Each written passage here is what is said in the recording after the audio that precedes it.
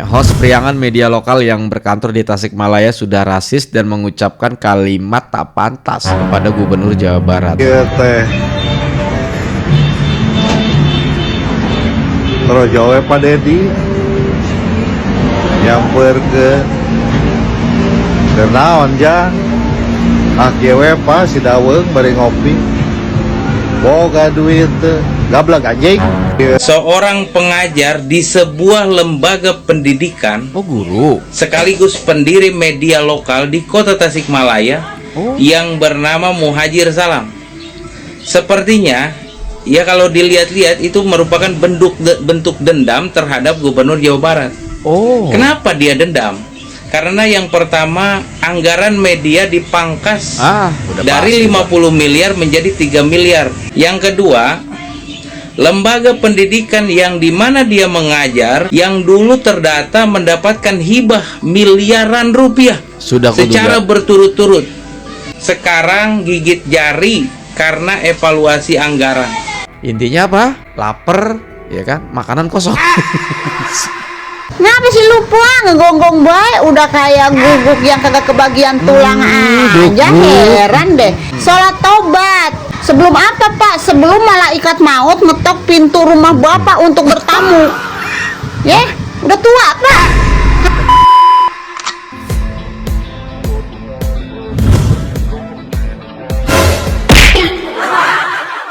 Halo guys, assalamualaikum warahmatullahi wabarakatuh. Selamat datang lagi semuanya para pemirsa yang budiman, yang cantik, yang ganteng, dan cetar pemain nol. Gimana kabar teman-teman ya? Semoga kalian tuh pada sehat-sehat dan semoga rezeki teman-teman selalu berjalan dengan lancar guys. Seperti biasa kita mau ngebahas video-video yang lagi viral dan lagi hot banget. Jadi teman-teman ya, terbaru nih ya, gue kaget banget sih ngeliat video KDM dipecandain sih mungkin ya. Dan gue juga nggak tahu maksudnya apa gitu ya. Dikatain binatang ngayeng. Nah yang kemarin tuh ada yang sudah dibawa ke mana, ke rumah sakit. Itu masih malum lah karena memang itu depresi gitu. Nah kalau yang ini mah beda guys, orangnya sehat, normal, bahkan dia punya podcast, dia juga punya yayasan katanya gitu guys ya. Tapi seperti biasa kita mau jalan-jalan dulu ke akun TikToknya Bapak KDM ya guys ya. Langsung aja tanpa banyak basa-basi kita gas, kita menuju TKP and play. Apa tulungan, iya abdi warga kampung Cijambe RT 5 RW 7 Desa Bantar Gadung Kecamatan Bantar Gadung Kabupaten Sukabumi. Iya tulungan abdi Bapak hoyong gaduh bumi deui sadayana, hoyong direlokasikeun sareng dibantosan kanggo ngabangun puntap. Hatur nuhun ka Bapak Dedi, ka Bapak urang sadayana. Assalamualaikum, sampurasun, lejeng enjing wargi Jabar dan seluruh warganet dimanapun berada. Ini saya sampaikan ya aspirasi dari ibu-ibu yang mengalami pergeseran tanah di Sukabumi. Saya sudah mendapat laporan dari Pemda Kabupaten Sukabumi bahwa pertama Pemda Kabupaten Sukabumi telah memberikan uang untuk kontrak, memang nilainya 3 juta.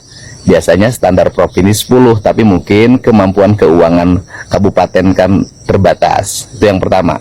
Yang kedua, Pemda Sukabumi sekarang lagi bernegosiasi dengan pihak swasta, pihak perkebunan untuk memberikan lahan untuk relokasi di tempat yang lebih nyaman dan aman. Dan kemudian yang ketiga, Pemda Sukabumi sebenarnya sudah berkirim surat ke BNPB untuk minta bantuan dana relokasi pembangunan rumah bagi warga yang mengalami pergeseran tanah. Dan sampai sekarang katanya belum ada konfirmasi. Agar masalahnya tidak berlarut-larut, maka Provinsi Jawa Barat sudah meminta pada Pemda Sukabumi untuk mempercepat penyediaan lahan. Selanjutnya kami nanti memberikan bantuan untuk pembangunan rumahnya. Rumahnya harus panggung agar ketika ada pergeseran tanah tidak ambruk. Nah, kami siapkan 40 juta per rumah. Untuk itu saya ucapkan terima kasih, mohon maaf atas keterlambatan penanganannya. Pertama yang gue apresiasi sama Gubernur Jawa Barat itu respon. Lalu yang kedua dia langsung memberikan solusi, biasanya ketika sudah memberikan solusi langsung bergerak. Biasanya seperti itu. Yang udah kan gitu. Lalu yang keduanya, ada sebuah pertanyaan yang jujur gue sampai sekarang ngegelutak banget gitu ya. BNPB ya, Badan Penanganan Bencana. Kenapa dari dulu selalu susah kalau dimintai bantuan, dibikin proposal terkait tentang misal kayak, tolong nih ada warga nih, misalnya gitu dari Jawa Barat atau dari Banten tempat gue gitu. Pengajuan, ya bantuan lah seperti itulah ya. Kenapa selalu susah gitu? Tugas pokoknya cuma satu. Menurut gua nggak mungkin dong misalnya BNPB ini menangani pemadaman listrik, kan nggak mungkin ya kan itu. Atau mengenai sampah, nggak mungkin juga menurut gue. Ini kan tugasnya cuma satu gitu. Kenapa selalu telat kalau gue perhatiin?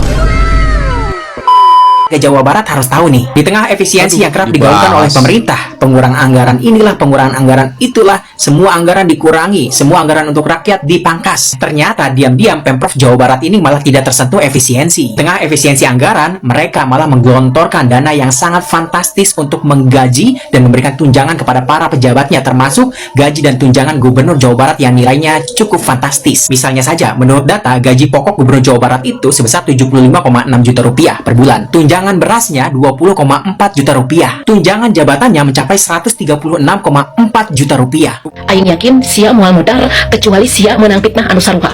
Kumaha sia bisa nyebutkan gaji gubernur 2,7 miliar per bulan, 33 miliar per tahun?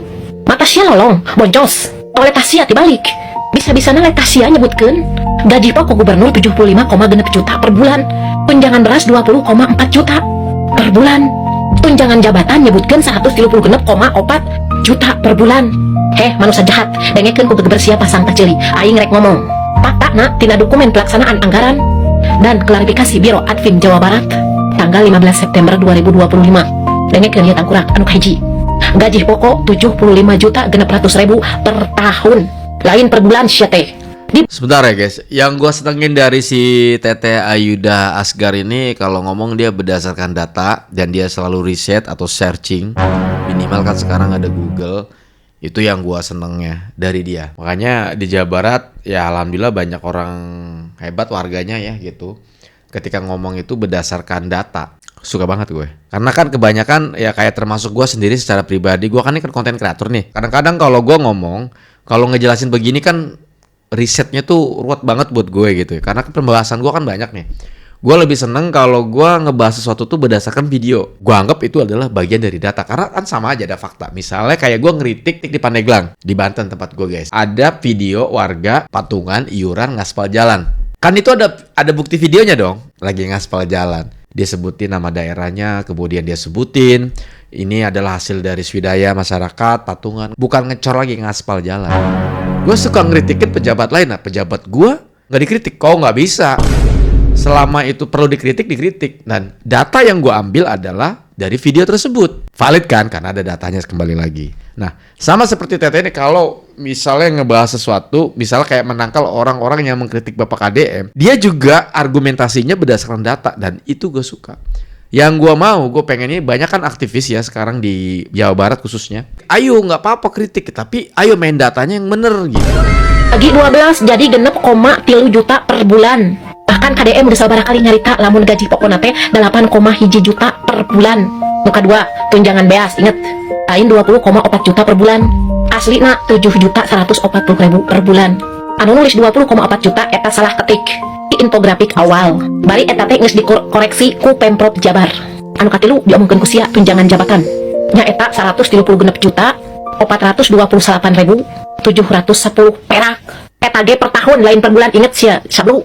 Jadi sia ngahaja melintir berita manas-manas warga Jawa Barat, sia ngahaja fitnah arah kadeleuna 12 kali lipat leuwih fantastis. Aing apa sia lain salah baca tapi ngahaja melintir berita. Terus anu kumaha disebutkeun paling gila-gilaan ya eta dana operasional 28,8 miliar. Eta lain gaji pribadi lain. Itu pos belanja dana operasional kepala daerah. Kan aturanna geus jelasnya kadenge teh PP nomor 109 tahun 2000. Besarannya 0,15% dari PAD Jabar.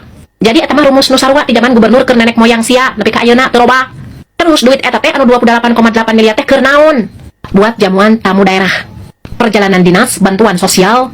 Sementara KDM geus klarifikasi kadenge teu gegeber sia. Dana eta teh geus full dipake bantu warga. Lain asup kana kantong gubernur, paham teu sia? Terus dari aya angka nu sia disebut 33,2 miliar. Eta salah, anu bener cek Pemprov. 31 miliar 15 juta 627.210 perak per tahun. Jeung jumlah eta teh ajang duaan. Gubernur jeung wakilna lain KDM sorangan. Terakhir aing rek papatah ka sia. Sakirana sia erek kritik KDM, kritik kinerjanya, kritik kebijakannya. Tapi sia ulah fitnah kumake melintirkeun data anu tina per tahun jadi per bulan. Jadi sakirana manusia rek kritik anu bener, kuduna sia nanyakeun dana 28,8 miliar teh poran penggunaan mana, transparansi mana, dipake jang rakyat atawa hanteu. Eta karek kritik jelema anu cerdas, anu boga otak. Terakhir untuk warga Jawa Barat, tolong sama berita-berita begini jangan terlalu percaya. Bisa di-searching dulu asli beritanya seperti apa. Ulah nepi ka kepercaya ka jelema anu sok melintir berita fitnah dajal. Rungsep. Ini perbatasan Jawa Barat sama Banten ya. Ini di Jawa Barat jalannya jelek. Ini kecamatan Rumpin, Kabupaten Bogor nih. Nah ini kecamatan Cisauk, Banten, jalannya bagus nih. Jadi perbatasannya kentara banget nih. Dulu kan ada tuh yang viral, jalanan di Jawa Barat mulus, di Banten jelek. Nah ini kebalikannya nih, Jelek banget. Terima kasih ya sudah memposting jalan yang rusak di perbatasan dengan Provinsi Banten, dan itu masuk dalam jalan Kabupaten Bogor. Jadi kewenangan. Oh, jalan kabupaten udah biasa. Oke, tapi minimal direspon ya. Ini gue salut dan nggak baper.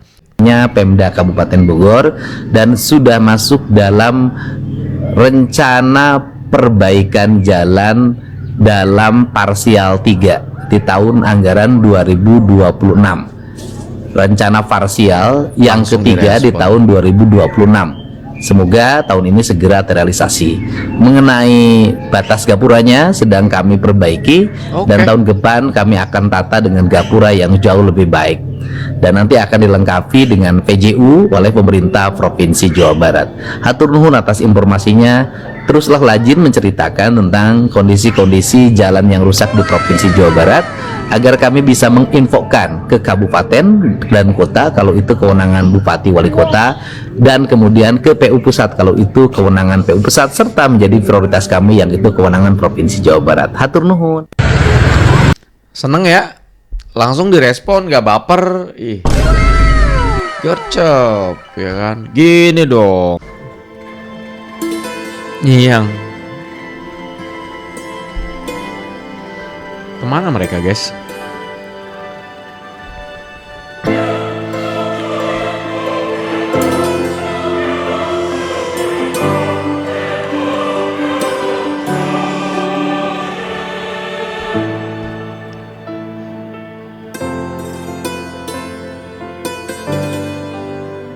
Oh, lagunya merinding ay.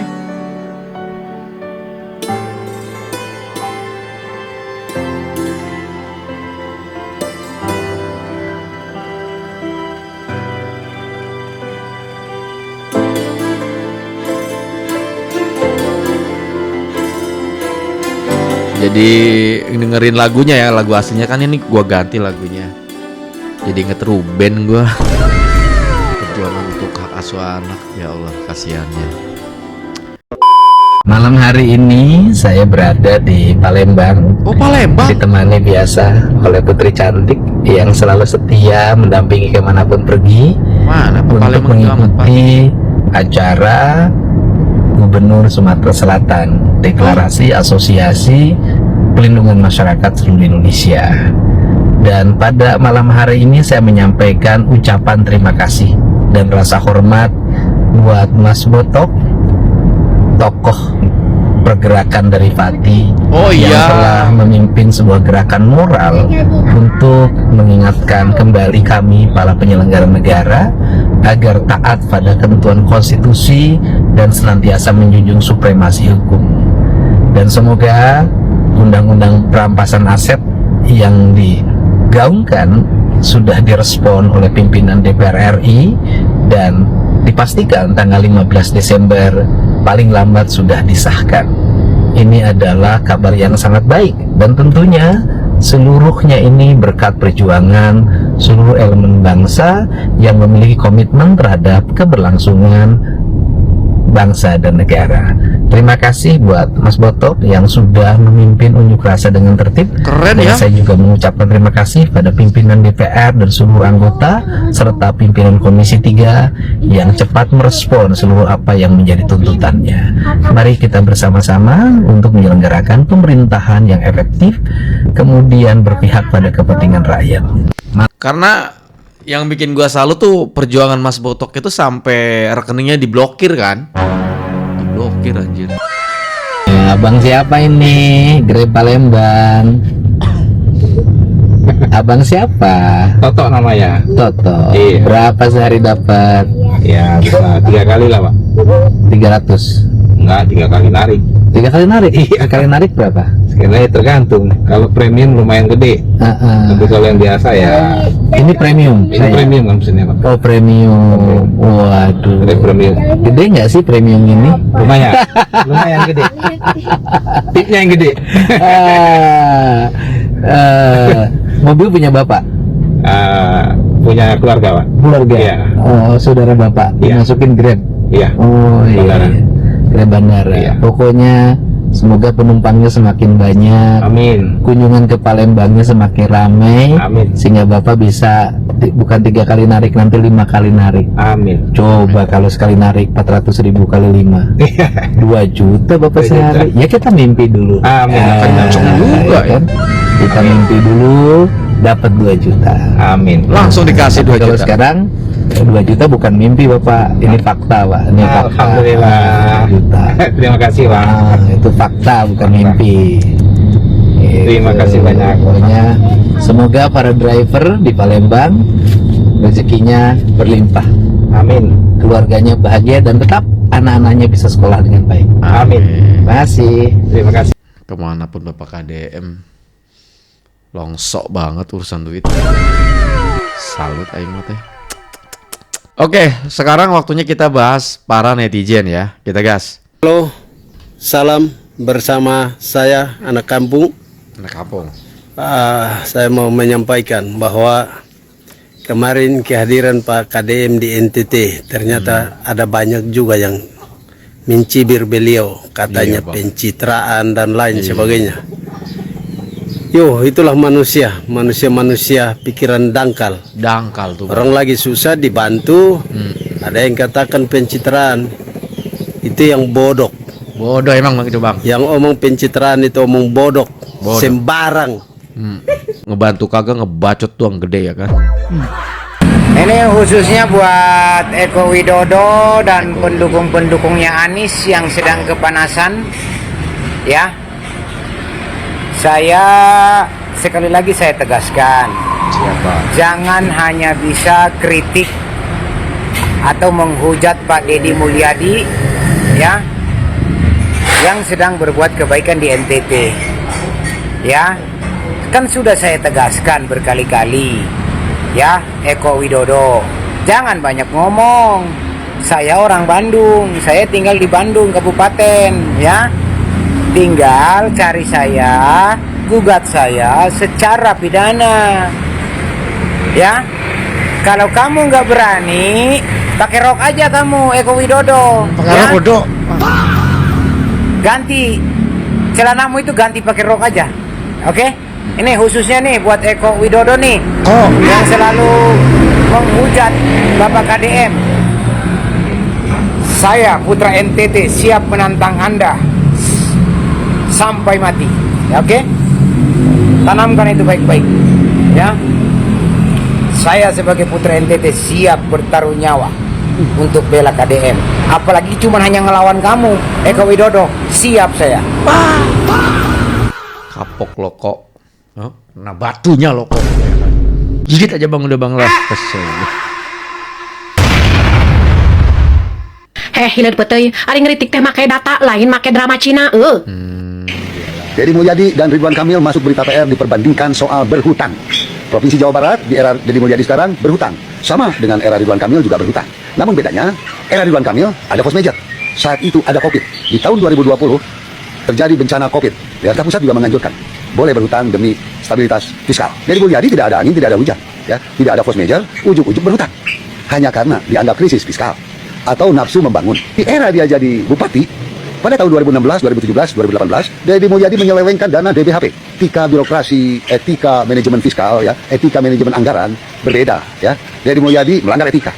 Coba cek soal DBHP. Jurisprudensinya kalau nggak salah ada 70, semua di penjara minimal 4 tahun. Deddy Mulyadi masih tenang-tenang saja. Kali menggaungkan Deddy Mulyadi tidak dibayarkan DBHP ke pihak desa adalah Ambu Ane, mantan istrinya sendiri yang saat itu jadi bupati. Yang keberatan dia. Bah, emang orang satu ini ampun ya. Nggak ada kapok-kapoknya ya. Kalau emang ngerasa punya datanya laporin. Laporin dari kemarin-kemarin, kalau nuduh sesuatu tuh laporin. Jangan framing, aduh. Dicariin lo, Dot. Saudara lo bilang katanya kemarin itu tuh saudaranya, kan ada videonya ya. Dulu sakit kabur dari itu rumah sakit.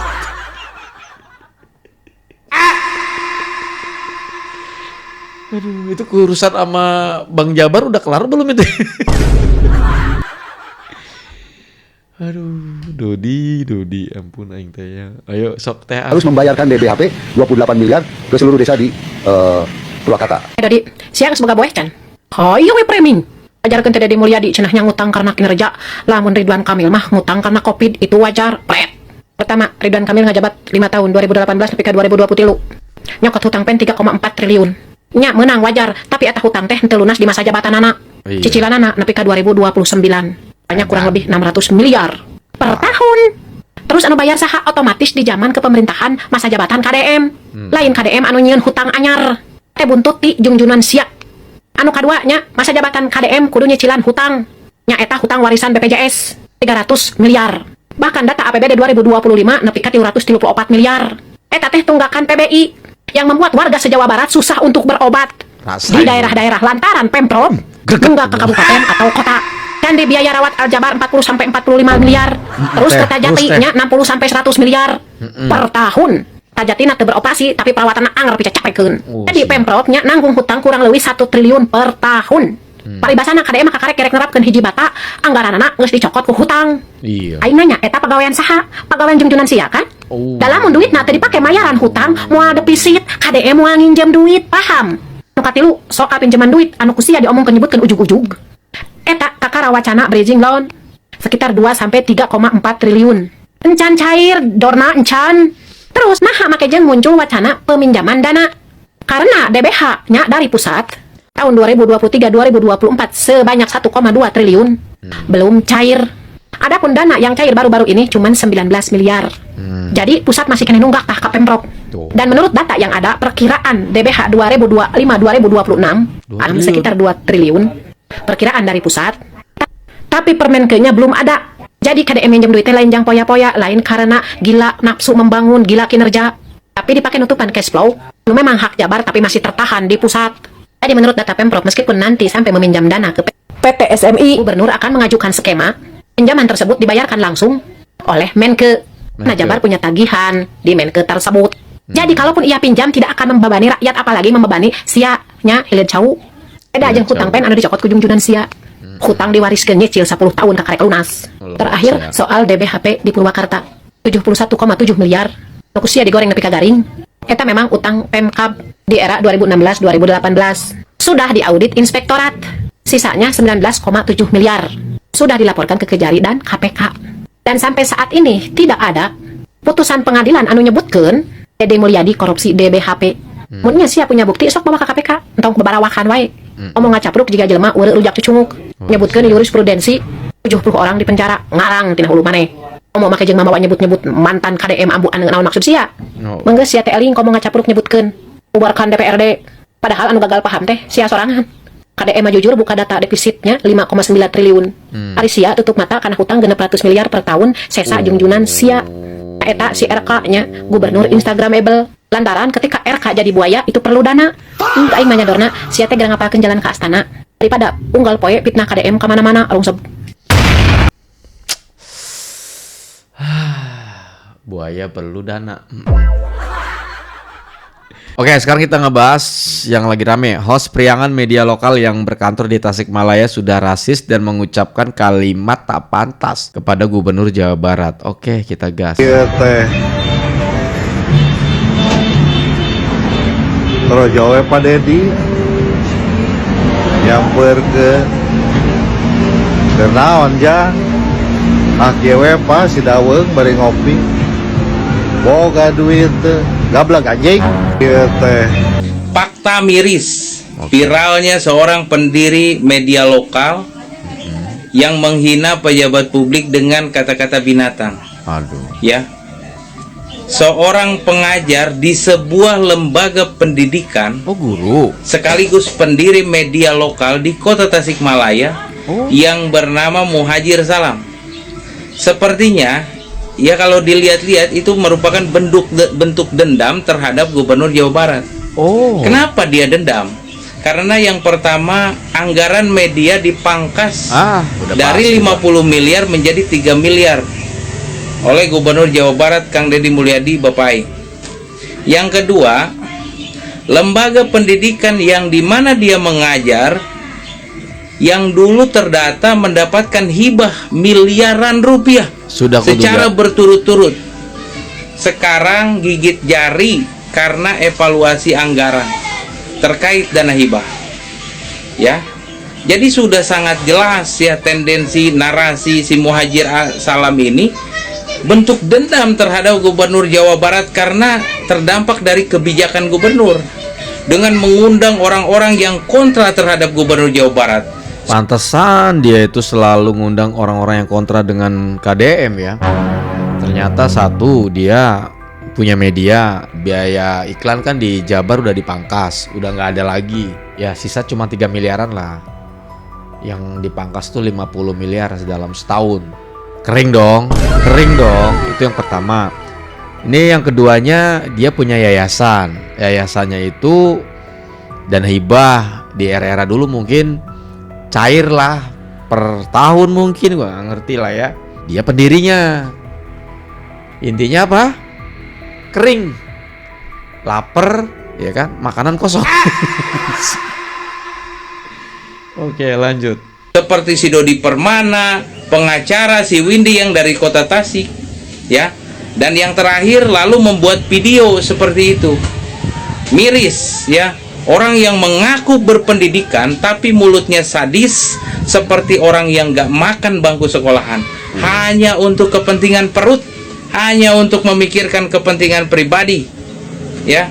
Jadi ya di era Kang Deddy Mulyadi ya memang ya kayak seperti binatang-binatang, kayak misalkan tikus, ya kan, babi hutan, ya, ular keket, ular welang, muncul sekarang, ke permukaan. Karena apa? Ibarat sebuah kebun yang nggak pernah diurus, sekarang diurus nih, dibabatin nih, ya kan, pohon-pohon yang nggak bermanfaat, tikus-tikusnya ya keluar. Kan?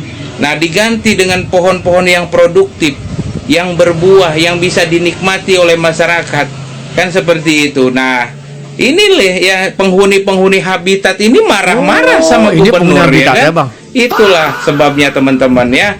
Oke, salam waras. Intinya mah lapar bang, lapar ya, dompet kering coy. Aduh, udah paham ya. Terus jawab Pak Deddy nyamper ke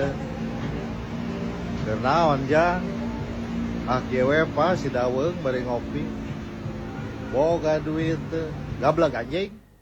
Tanda-tanda orangnya kalau sudah frustasi tidak pernah bisa mendapatkan lagi uang-uang yang mengalir deras terkait kelicikan-kelicikannya, terkait permainan-permainannya yang banyak menipu masyarakat, yang biasanya mendapatkan aliran-aliran dana-dana yang luar biasa, tiba-tiba kekeringan. Nah, itulah contohnya.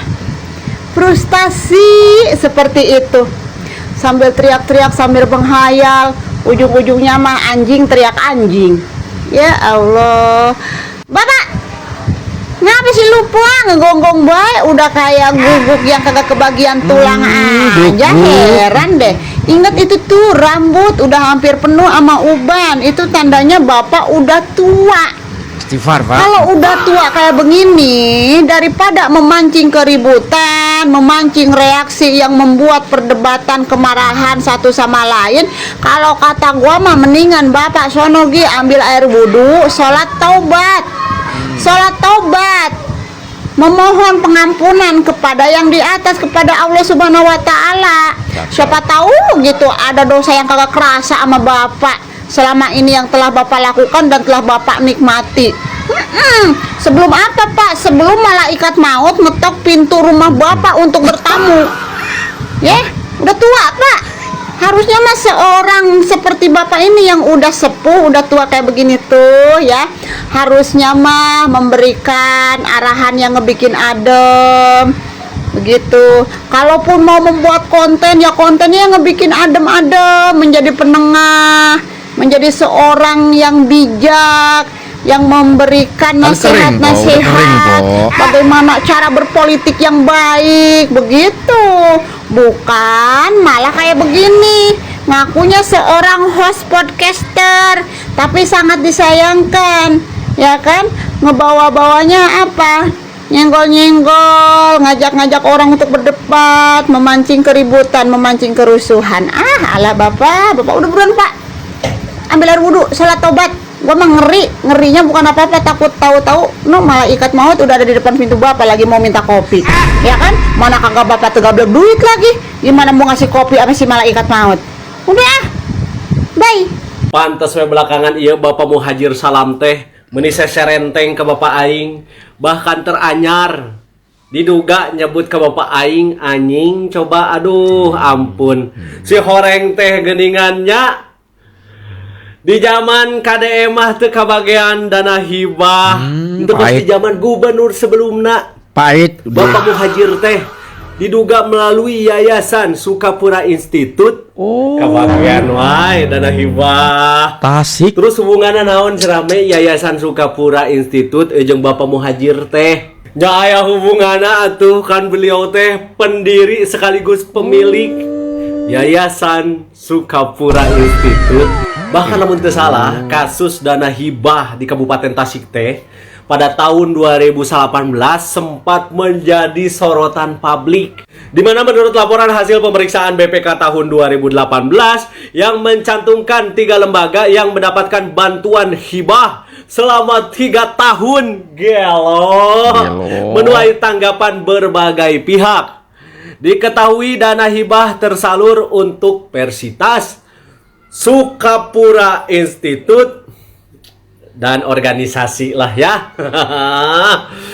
Dipertanyakan alasan ketiga lembaga tersebut mendapatkan bantuan dana hibah 3 tahun berturut-turut. 3 tahun tuh. Makanya aneh kan lamun misalkan jelema ieu ayeuna seserenteng ke Bapak aing, ngorekan kesalahan Bapak aing dah tadi lapar meren. Lapar mang ya. Tuh kebagian dana hibah di zaman KDM mah. Makanya paham meren orang-orang yang saat ini vokal menyerang Gubernur Jawa Barat Kang Deddy Mulyadi. Terganggu Bang. Karena apa? Lahan. Karena di zaman gubernur sebelum nama sarareubeuh manehna teh. Lahan bisnisnya terganggu. Meren dihuapan wae dana hibah.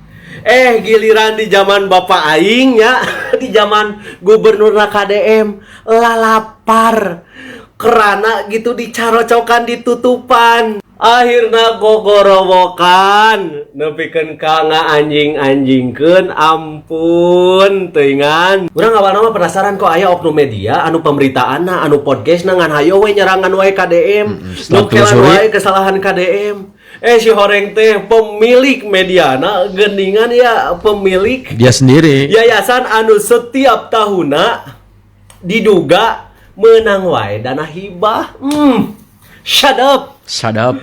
Ya pantas atuh ayeuna mah ya si oknum media tersebut nyerang wae gitu ke KDM. Aduh ampun, gara-gara dana hibahna dihapus. Pantesan curiga ya kalau podcast tuh ngundangnya yang bertentangan dengan KDM. Salah satunya adalah ini. Kita sebutkan 5 aja pekerjaan Deddy Mulyadi yang benar. Deddy Mulyadi kalau tidak ada konten itu bukan siapa-siapa. Dia bekerja atas dasar konten. Jawa Barat dikenal sebagai salah satu provinsi yang transparan dalam keterbukaan informasi publik. Tapi ketika ada kritik terhadap pemerintah, seolah-olah semua fakta itu tidak terlihat. Yang dilihat hanya satu hal. Gubernur dianggap lebih banyak membuat konten. Padahal, kalau mau melihat kinerja Deddy Mulyadi, ada data dan hasil kerja yang bisa diukur.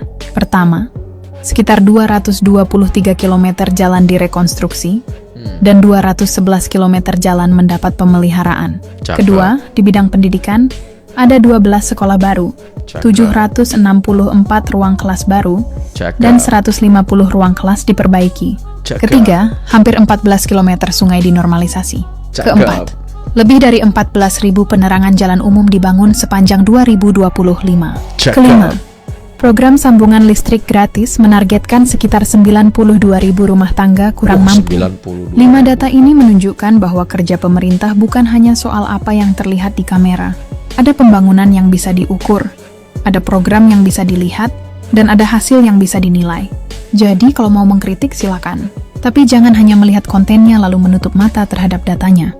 Karena menilai seorang gubernur bukan cuma dari seberapa sering dia muncul di kamera, tapi juga dari apa yang berhasil dikerjakan untuk masyarakat. Coba sebutkan. Mingkem sia Windy, sia mah teh ngebacol. Cocok sih, pantas podcastnya si abang yang tadi itu, yang di roasting sama teman-teman kita itu. Ngundangnya tuh begini, yang kontrak dengan KDM. Kalau nggak dia, si Dorna, terus siapa lagi tuh? Ampun. Kayaknya si pengacara ini dikasih paham sama Simpo aja deh, biar enak sekalian ya. Kata warga itu si pengacara botak yang sekarang udah mulai tumbuh rambutnya 1 senti, yang ngomong katanya Deddy Mulyadi berkonten menggunakan fasilitas negara. Fasilitas negara yang mana yang lu maksud? Hanya karena Deddy Mulyadi memiliki gelar gubernur Jawa Barat begitu? Itu yang digunakan fasilitas negara yang lu maksud itu? Jabatan gubernur Jawa Barat? Hah? Sotoy lu. Habisin po. Dari zaman dulu juga Deddy Mulyadi sebelum jadi gubernur juga dia mah udah menjadi seorang YouTuber, seorang content creator. Ya, paham? Segala ngasih saran katanya harusnya tuh penghasilan konten kreatornya Deddy Mulyadi itu masuk ke kas negara. Hah? Ngapain? Udah benar-benar hasil konten kreatornya Deddy Mulyadi mah dipegang sama dia sendiri. Lebih bermanfaat, benar-benar ngebantu rakyat kecil yang udah-udah aja ya kan, kas-kas daerah, kas-kas negara aja malah pada dicatut dewek-dewek buat kepentingan perut dewek. Lucu banget pengacara yang satu ini. Tapi wajar sih ya warga ya, dia kayak begini teriak-teriak ya karena dia kan emang nganggur, kagak punya klien. Ya siapa sih warga yang mau menggunakan jasanya dia kalau tipenya kayak modelnya kayak dia kayak begini, ya kan? Bentar po, seandainya suatu saat nih bating-bating jangan sampai terjadi, saya terlibat kasus, saya butuh pendampingan pengacara. Seandainya pun saya ditawarin gratis sama dia, saya ogah. Alasannya kenapa? Ya nggak kompeten aja. Rekam jejak ya kan. Malah gue lebih seneng kalau jujur ya, kalau gue secara pribadi nih ngebandingin antara pengacara si siapa namanya Windy ya dengan siapa si Daus siapa? Ya itulah pokoknya tuh yang titelnya panjang itu guys. Pokoknya itu aja. Gue lebih milih dia deh gitu ketimbang si ini. Ini kalau bicara soal gratis ya. Aduh, ampun. Lanjut, Pak. Dari cara dia ngurusin Deddy Mulyadi aja, kagak ada yang masuk akal. Kagak ada yang bisa kita cerna sebagai rakyat yang pintar. Ya, gimana orang mau menggunakan jasanya dia? Kalau kelakuannya modelnya kayak begini. Habisin pola, habisin. Penjelasan aja pada kagak masuk akal.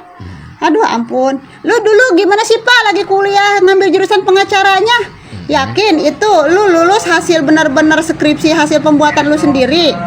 Apa jangan-jangan lu hasil ngebayar orang terkait skripsi lu? IPK lu berapa sih dulu, Pak, menjadi pengacara tersebut?